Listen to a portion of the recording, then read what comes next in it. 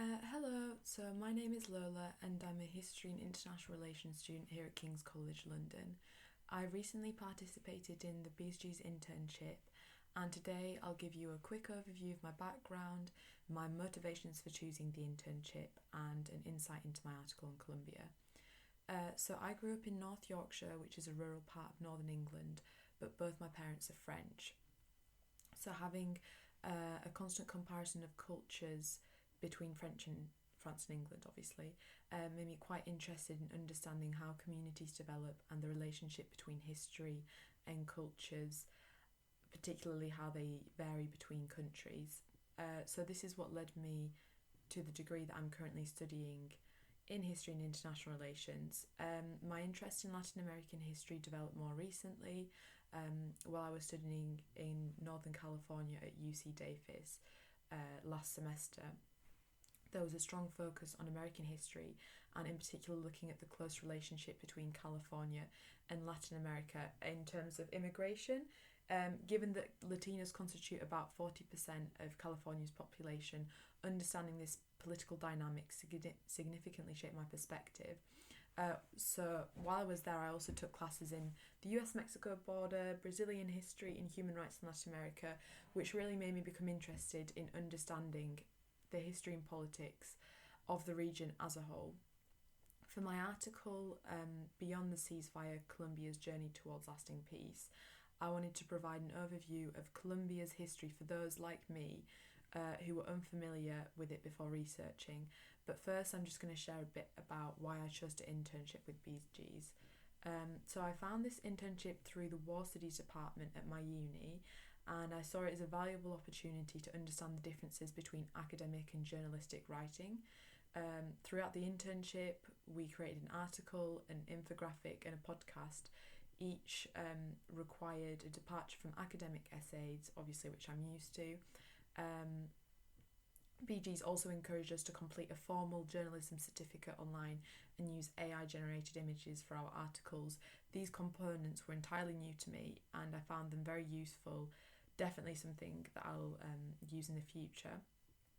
The themes we explored focused on post-conflict communities and the challenges that they face in rebuilding once conflict has ended. Given that there was very little guidance as to what we were writing about too, I really got the chance to develop my personal interest in Latin American history and look into Colombia as a case study. So that I really enjoyed. The topic fascinated me and allowed me to delve deeper into exploring post-conflict communities through the lens of Latin America. Even during the short period of the internship, the vocational and written activities we've done in shaping the article and podcast have definitely changed my approach to contemporary issues and how political information is conveyed. I've really learned to appreciate the nuances of transitioning from academic to journalistic writing, particularly understanding the importance of producing concise and accessible information. Now turning to my article, I focused on Colombia, the 2016 peace agreement and its implications for the government and communities. Initially, I considered comparing Colombia and another Latin American country like Peru and the Shining Path, but due to time constraints and just the sheer amount of information to talk about, I decided just to concentrate on Colombia. I'm going to introduce Colombia and its history first, so it's easier to understand the themes that I've covered in the article.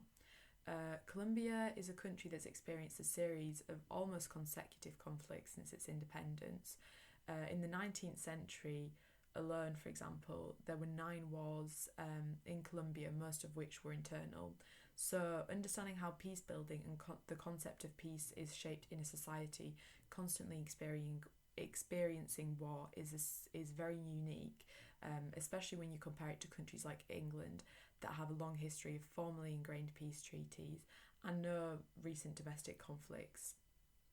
To really understand the importance of the 2016 peace agreement and how peace is reflected in Colombian society today, I wanted to focus on understanding the nature of the most recent conflict. So this took place between the Colombian government and the Colombian Armed Force of Colombia, or the FARC, which is a high-profile insurgency group in the country. Really turned my attention to the concept of structural violence and how socio-economic conditions reproduce the environment of war in a country. The conflict between the insurgent group and the government has lasted for over 50 years and initially stems from FARC's origins as a Marxist-Leninist group, and the fact that they wanted large-scale redistribution of wealth in the country. Obviously, the violence that they've used since the formation has made them a very dangerous and unpopular power within the country.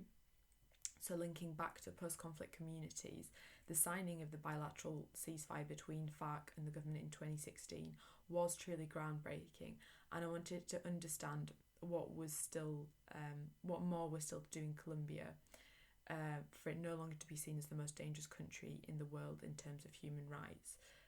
In doing so, I really wanted to emphasise the importance of structural inequality within Colombia and the exclusion of three main groups: those in poverty, women, and the LGBTQ plus community.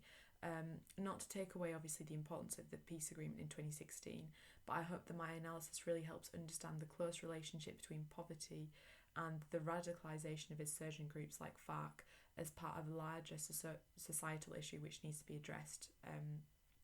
Similarly, I had a look into the culture of violence that exists in Colombian society and how women and the LGBTQ plus community has particularly been vulnerable to these sorts of attacks, even more recently too. For me, this article really became about understanding the structural violence that exists in Colombia as a post-conflict community and understanding the appropriate response to peace building, where a country like Colombia has really been shaped by a culture of war that persists. So overall, I found the project really fascinating to research. I definitely have great hope in the power of the 2016 peace agreement and the current president, Pedro's policy of PACs in promoting social reconciliation to Colombian society, especially when you see the successful disarmament of FARC and